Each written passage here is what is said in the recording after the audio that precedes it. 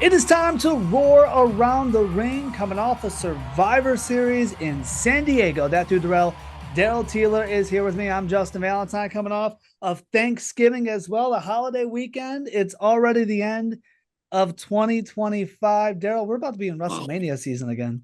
Wow. That's crazy. We're already making predictions for the Royal Rumble, right? That's my point. Like, well, how are we already doing this? I feel like we just did this like 3 episodes ago. We were just talking about SummerSlam. I mean, we got John Cena is going to have his last match here. It's Yep. nuts, dude. It's It's wild. one thing after another where it just kind of flies by. Wrestling does that to you because Yeah. wrestling, you're always just focusing on the next big event or 3-4 weeks from now or whatever it may be, and then that comes and goes. And by the way, hey, we're doing it again. Like, wrestling makes time go by so fast throughout the year.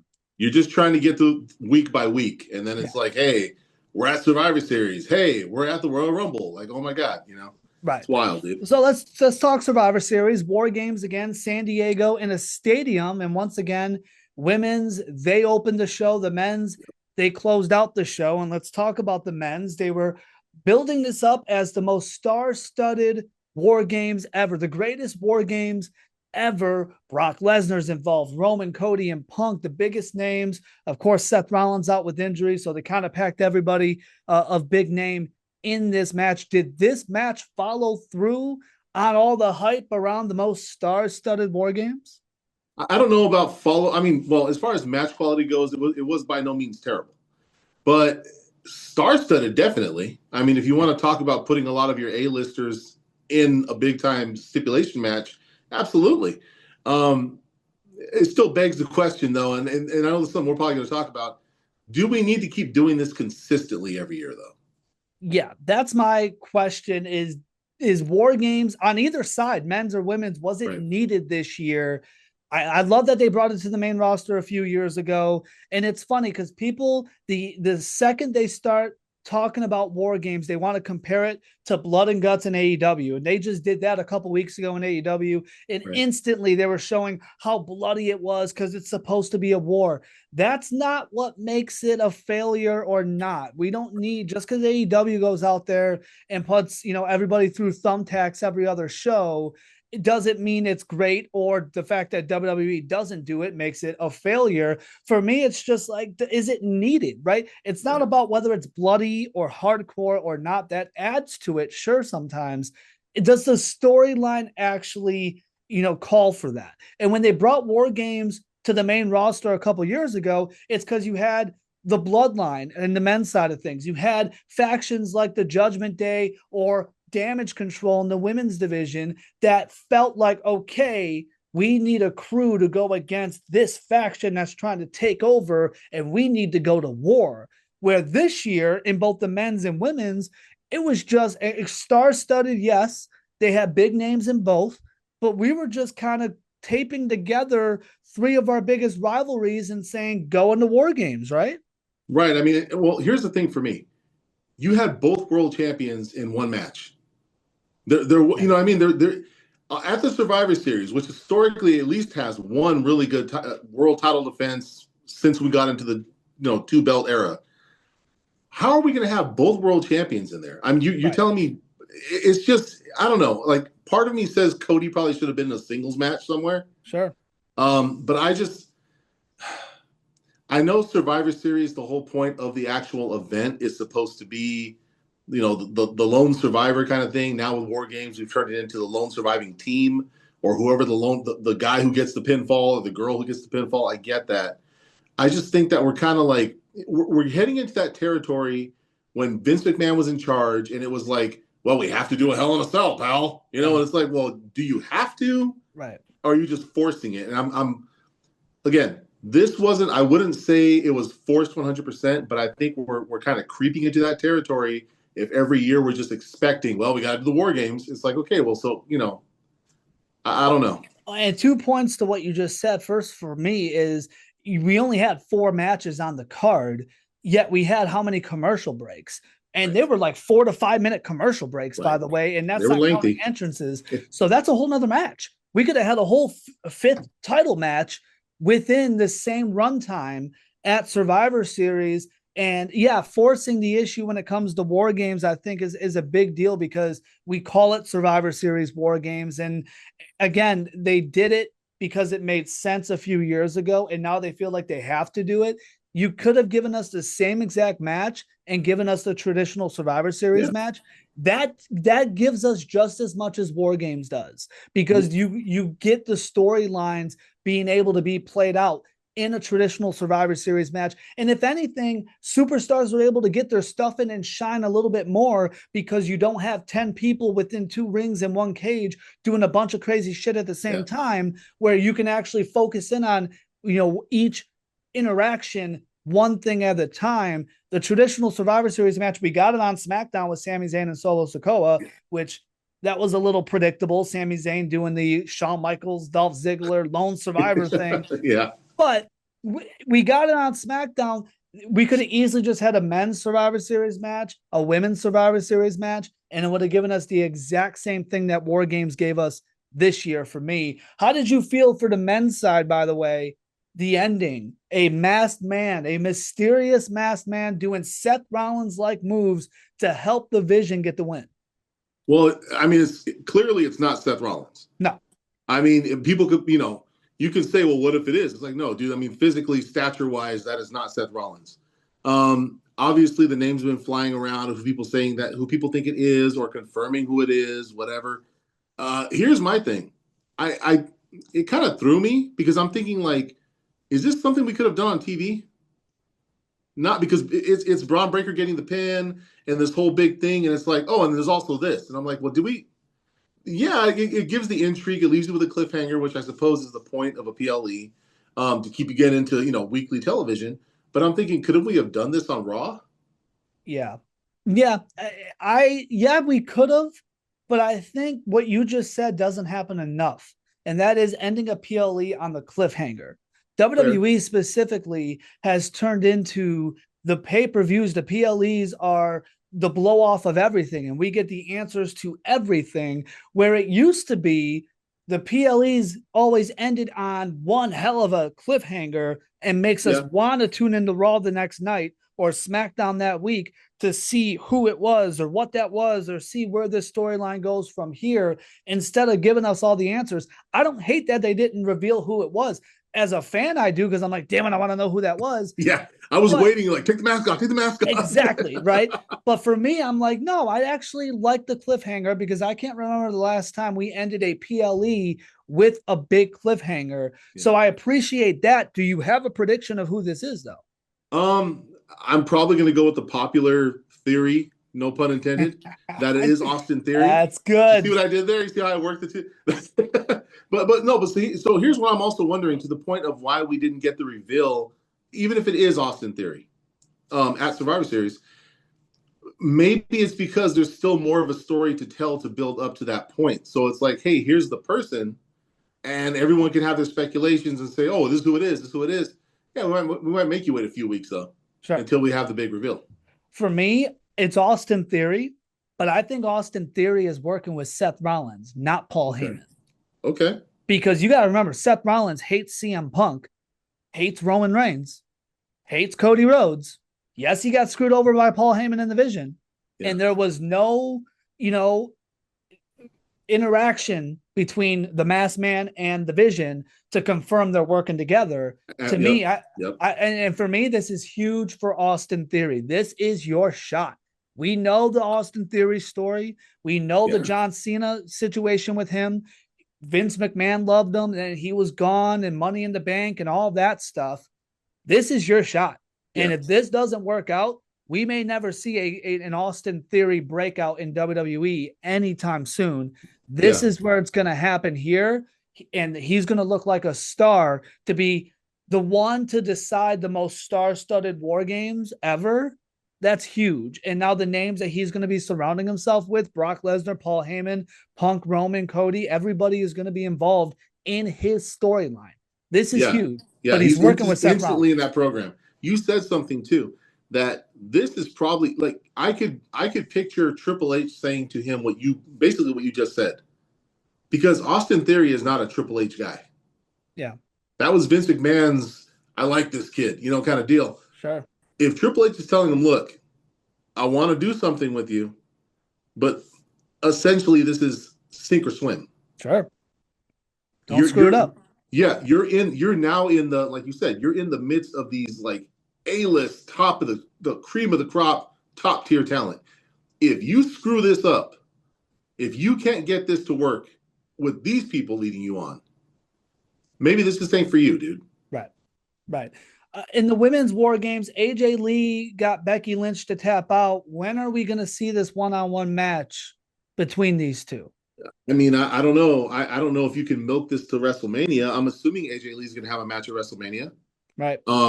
You could do it at the Rumble. I think if you're going to have a singles match and you want to like kind of string it out, I'd probably have the feud kind of get heated up even more in the women's Rumble.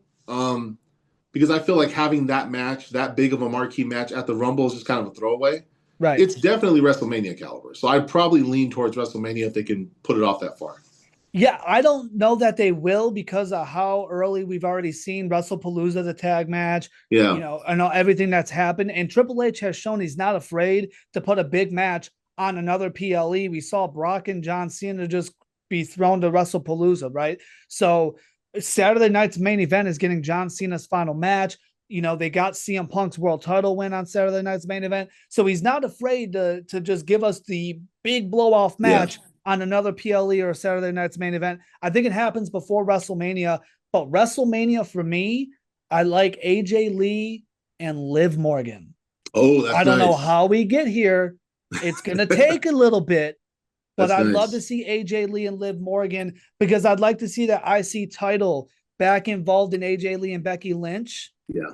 And then maybe AJ ends up with it, or maybe Liv is the one to take it off Maxxine. And then we get AJ and Liv for the IC title. That's my WrestleMania match. And that's where we're going to go next is Liv Morgan returned in the John Cena, Dominik Mysterio Intercontinental title match. And Dom taking that title from Cena, got help from Raquel Rodriguez, Roxanne Perez, Liv Morgan, we thought turned on Dom, and then did the John Cena heel turn on John Cena. Yeah.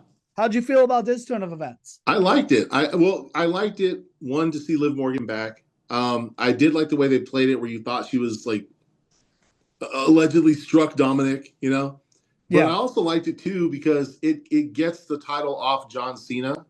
Yeah. For like, okay, and it's legitimately done well in a way where it's like, oh, he got screwed over.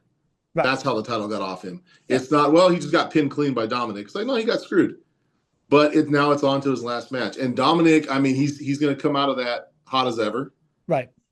This whole and now the story with him and Liv is still yet to be told. I mean, we still got a whole bunch more we could branch off from this. So I really did like the way they played it out. Yeah, I think Dom and Liv end up being the baby faces that break off the Judgment Day and Roxanne. Because remember, Dom has never really gone all in on flirting with Roxanne.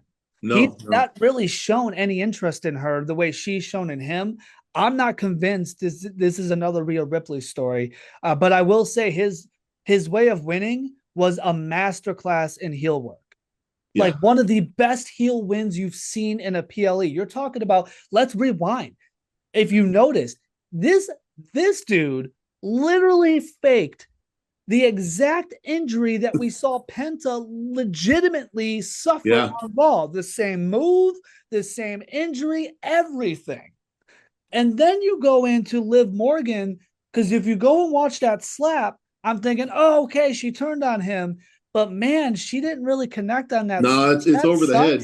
Yeah. It's over the head. And they purposely say fake the slap because that was my main thing of like, damn, big moment and she missed the slap. Yeah. Oh no, she missed the slap on purpose. Dude, the camera zooming in on her face was perfect when that turn hit when she was hugging John Cena. And shout out to Dominik. Dude, you just had 2 back-to-back bangers with John Cena. Yeah. I mean, this kid, like, you want to talk about someone who is the future of this company if all goes right. This kid is awesome. So you get, for him, if you include the tag match they had, you get 3 of the last 4 John Cena matches. Yeah. And you got it in Boston, you got it in MSG, and then you got it on his final PLE. Yep. This is the kickoff of 2026. Yep. I'm not saying winning the Royal Rumble. No, well. This dude will be the guy. Yeah. A world champion by the end of 2026. Yes, I wouldn't disagree with you. Triple H would not do this. Right. You wouldn't give that kid, you wouldn't give Dominik the nod if you didn't think this kid was worth the time. Right. They got plans for him. Big, Absolutely. huge. And he proves that he can keep the crowd engaged. Yep. He's awesome in the ring.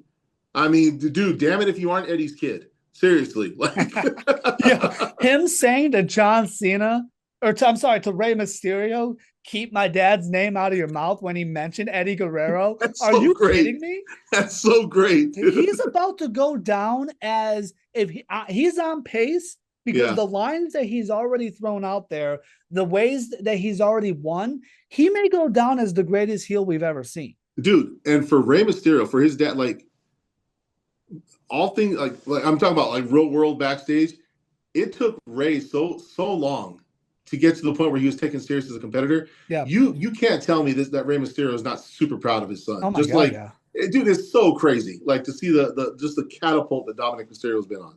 So let's talk about the John Cena side of things, because next up is his final match, Saturday night's main event, December 13th in Washington, D.C. I don't think many people are. I'm not ready, man. I'm not ready. So we had the tournament. The last time is now tournament, and we're down to the final four. We have Gunther going against Solo Sikoa, LA Knight, and Jey Uso. Semis are on Raw tonight as you're watching this, tomorrow as we're recording this. And the finals are on SmackDown this upcoming week. Who is John Cena's final opponent going to be? I mean, the smart money says Gunther. Yeah. I think there is quite a vocal segment that would be disappointed if LA Knight isn't the guy. Sure. But I think as far as match quality, Gunther's where you want to go. Yeah.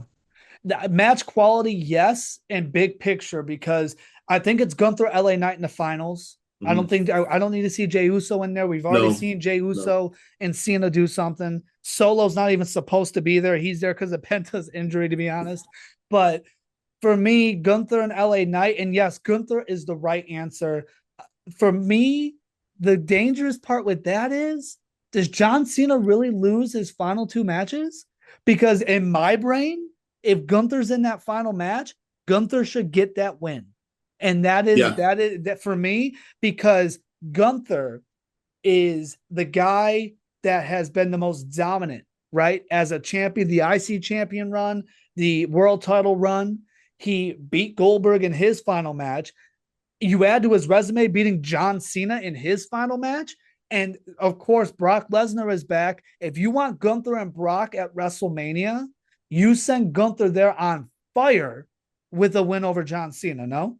No, I think you're right. And that's the part that I kind of struggle with as a fan of John Cena is, God, dude, do I really want to see him take the pin on his very last match? He's going to get choked out. He'll get choked out. Or choked out, right. Do I want to it's like there's no coming back. There's no bounce back match after this. Right. But I think that John Cena probably is that kind of guy that's like, look, I'm beyond worrying about my win-loss record here at this point. Right. And Gunther's likely going to be around for a lot longer. And especially if you're going to catapult, like you said, if you're going to push him into a feud, very likely for WrestleMania against Brock Lesnar, because the option's there now. You want Gunther red hot going into that. And that's as hot as you possibly can be. And for me, anybody who's going to argue that Cena shouldn't lose his final match, that's bad. This is what Cena wants. Remember what that Saturday night's main event is going to be. It's WWE versus NXT. He wants the new generation to get the shine on this night. He said no to a John Cena tribute show because he wants to shine on the next generation. And this guy in Gunther is the face of the next generation, or one of. And he is it's not Baron Corbin beating Kurt Angle. Let's not compare it to that. No. All due respect to Baron Corbin. He's great for the industry. He does great work on Busted Open Radio now. So it's all due respect, but it's not comparable, right? People are mad about Kurt Angle because it was supposed to be Kurt Angle and John Cena, but also Corbin's not nearly a big enough star to be, sending someone the caliber of Kurt Angle into retirement. Right. Gunther is to be sending someone like John Cena into retirement. Yeah. How do you book that? Do you book Gunther to be kind of dominant? I'm not talking about Brock Lesnar or WrestlePalooza dominant, but I'm talking like are we having Gunther just survive John Cena, or is this a Yes. definitive beating? No, you should have him survive. You've already had John Cena get beaten down by Brock Lesnar at Yeah, WrestlePalooza, and Gunther can make others look great. yeah. He had that Goldberg match looking He good, made right? Goldberg look good. Yeah. So, and Cena doesn't need that. Cena has No. shown this in this final run that he can still go. It should very much be a match of the year candidate kind of Yeah. vibe, right? It should very much be Cena gets the close calls, whatever. Gunther survives. No matter how Gunther wins, he's going to be put on that pedestal, whether he dominates or he squeaks by, as long as it's not a cheap BS DQ win, which Gunther doesn't do. Not really, no. Yeah. No, so he can just squeak by. That makes Gunther look even better to me because it's realistic. You know what? You just said something, and then we can move on. But Gunther doesn't do the cheap BS cut the No, corners kind of win. He usually with him it's just they couldn't beat him. yeah, That's it. no, He just couldn't beat him. and That makes it more believable if it's like John Cena loses to him. It's like, dude, he's Gunther. You just couldn't beat him. That's it. and John Cena has done that with other people in the past over his Yeah. career, where this dude put Solo Sikoa over. Now that was a blowout, but like he Yeah. put Solo Sikoa over, and there's been multiple situations in John Cena's prime run where it's like he came out the next night and said, yeah, he was the better man that night. Yeah. I got beat. He could do the same for Gunther in his final match. I expect him to do just that. Yeah. For the bell, let's get through a couple more topics before we have to get out of here. And first off, Nikki Bella, now a heel, turning on Stephanie Vaquer. She fell at Survivor Series. Thoughts on this heel turn? And then, of course, on the match at Survivor Series. The heel turn, I think, is just it fits because I think a lot of fans felt the way they felt or feel about Nikki Bella, despite the nostalgia of it. But the sentiment is what it is towards her, and I think they're embracing that, and that's good. That's good. I mean, use it and make the heel turn effective. Yeah, if you're gonna have Nikki Bella, a heel Nikki Bella is the way to go. Continue. No, absolutely, I agree. Yeah, no. So, but as far as the match goes, I thought the match was fine. I thought it was a good showing because I think going into it, again, the sentiment that exists because it was Nikki Bella, I'm like, it's gonna be whatever. It actually kind of exceeded my expectations.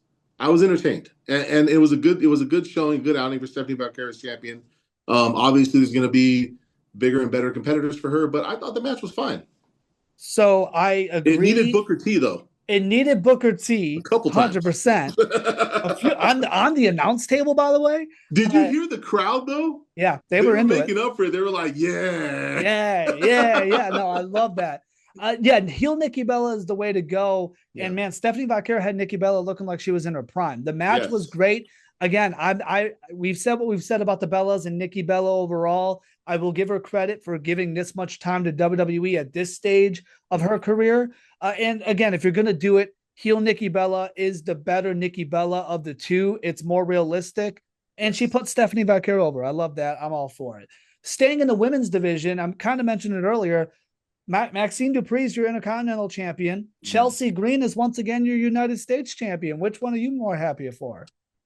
Chelsea Green usually always, because I feel there's a lot more to get out of that.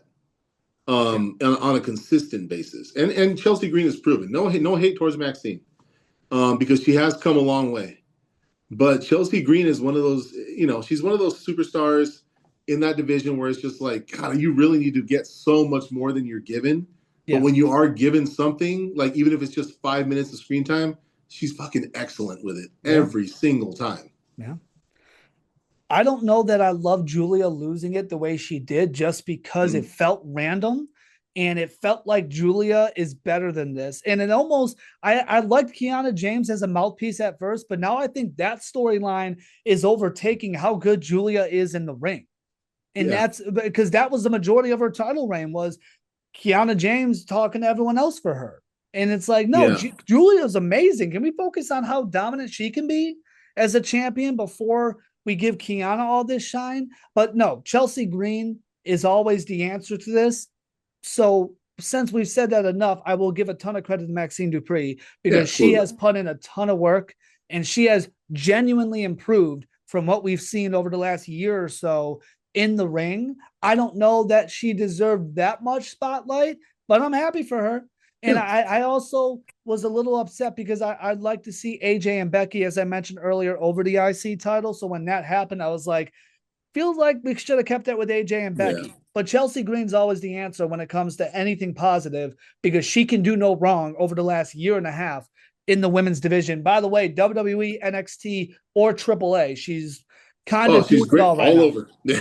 all over. All right, so let's run down WrestleMania season. By the way, is already upon us. Let's go one word. I'm going to give you our 4 world champions, and you tell us who they should be defending against, or if they're even going to be champion by WrestleMania. What do you do with that title?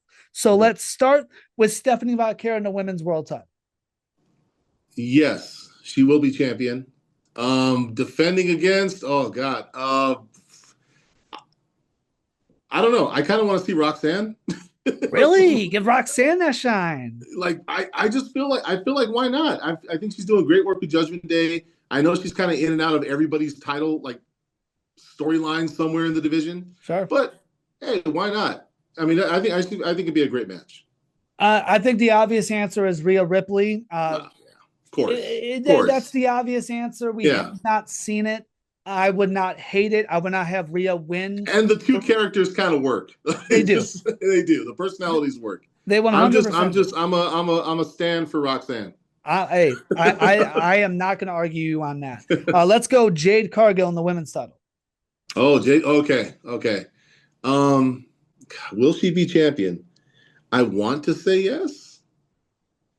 Because I just don't immediately see where you put that outside. Well, so anyway, if she is, it's got to be with Charlotte, probably the one-on-one match. Okay. I'm gonna go yes. I'm gonna go a return at the Royal Rumble of Bianca Belair to win the Rumble. Ooh. And give us Bianca and Jade for that title. Why did Bianca slip my mind? Because she's been gone for so long. I know, but I thought she was coming back. I hope everything's good. Right. They made no, it sound like she was coming back. Right. I'm going to go with you on that one because that one just kind of writes itself. Sure. Perfect. I like that one. CM Punk in the world title. Ooh, CM Punk, yes, he will be champion and he will be defending against Roman Reigns. I'm 1000% in agreement with you. It was interesting, that little interaction after War Games, with Roman and so on. I think he was talking to Punk, not Cody on Raw when he said that title will look good on me. Yeah, I think so too. So I'm definitely sticking with Punk Roman, although it makes me sad because I thought Seth Roman was where we were going for WrestleMania. And then lastly, Cody Rhodes in that WWE title. I'm going to say it's an obvious yes. He will be champion. I could be proven wrong. And if he is, it's got to be Randy Orton. They got to make that work somehow. Yeah, man. I mean, honestly, because think about it. Okay, like, unless you're going to do, part 3 of Roman Cody. But then that leaves nothing for Punk unless you really want to put Braun Breaker on that stage. So the only other guy would be Braun Breaker versus Cody. Braun Breaker versus Cody, I don't hate. Am I dumb to think that they still keep The Rock on standby? You're not dumb, but I wouldn't put money on it. I don't think anyone's ever going to. I don't even think The Rock is going to show up for WrestleMania. But it's in Vegas. We're saying this right now. The man could show up like the night after the Rumble. Who knows? But I think it's Roman. I think Roman Punk is 100% the route to go. Dude. I really feel Roman Punk is like I feel if we were sitting in the writers' room right now, that match is already set. Right, because I think Braun Breaker and Punk happens sooner for the title at WrestleMania than WrestleMania. So I think they get that out of the way and then kind of go from there. Do you think Roman wins the Rumble? Yeah, I'm getting there. And now I feel that. My choice was Punk before Seth's injury put the title on Punk. Right. I think Roman's the winner of the Rumble because he's already, that title will look good on me. So let's just continue that story. They're teasing it. Which title is he going to go after? Right. Well, make it official. Have him win the Rumble then. There you go. Real quick before we got to go, AEW Full Gear was last weekend. Samoa Joe is the world champion. Swerve Strickland came back to help Adam Page. Don't hate this, right? No, anytime Samoa Joe's a world heavyweight champion, I'm all in. I'm all for it. No pun intended. It's too hot to all in, all out, right? All in. Two things good for business here. Samoa Joe, world champion, and the Swerve Strickland Adam Page story is the best storytelling, top 3 storytelling AEW has ever done. I'm going to say this right now regarding Page and Swerve. And I know a lot of people are going to be like, what the hell? No.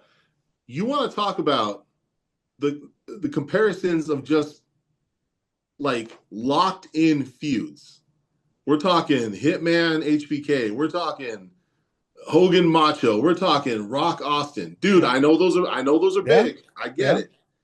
But if we're focusing strictly with AEW, whenever you have these two guys involved in anything, there is such a history there, a very bloody and violent history, that you're always like, well, let's see what they're going to do with this. You're not for better wrong. or for worse. Not wrong one bit. Roar Around the Ring is all over on socials at JB Around the Ring. We're everywhere on YouTube at Roar Around the Ring. Subscribe, of course. We are back after John Cena's final match in December. He's that dude, Daryl Taylor. I'm Justin Valentine. We'll talk to you guys very soon.